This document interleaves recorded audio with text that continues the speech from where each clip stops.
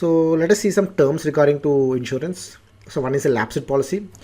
As per the terms of the insurance policy, you have to pay premium on due date, say every quarter. Usually insurance companies also give you grace period. So even if you are late for payment by a few days, they'll take it. But say your premium is not paid even after the grace period, then the policy may be terminated. So once the policy is terminated, you will not be eligible for any benefits under the policy. Okay. But some insurance companies even allow lapsed policies to be revived subject to some conditions. So the term you have to understand here is lapsed policy. What is a lapsed policy? So if the policyholder fails to make the premium payment on time, even after the grace period, the policy will lapse. And once the policy lapses, the benefits that are available under the policy will not be available to the policyholder. Okay. So one other term in insurance industry is nominee.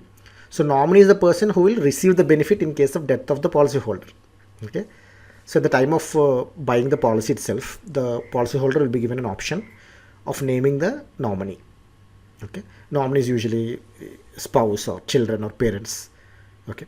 So in case the death of the policyholder, the benefits will be given to the nominee.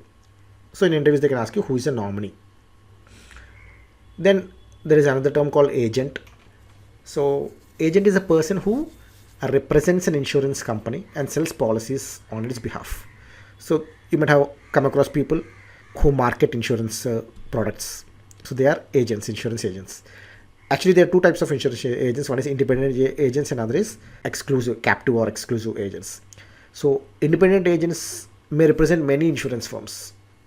So say for example, you are an insurance agent, and so you sell insurance policies of LIC, you sell insurance policies of ICICI, HDFC. So different insurance companies' policies you sell, and you receive commission from all of them. Okay, so then you are an independent agent.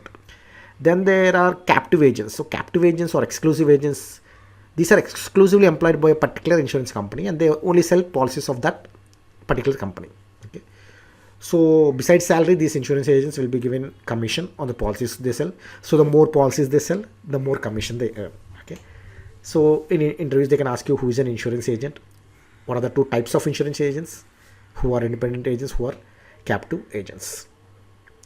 So in insurance, there is another term called bancassurance. Since you are planning for an entry into the banking industry, you should be aware of this term.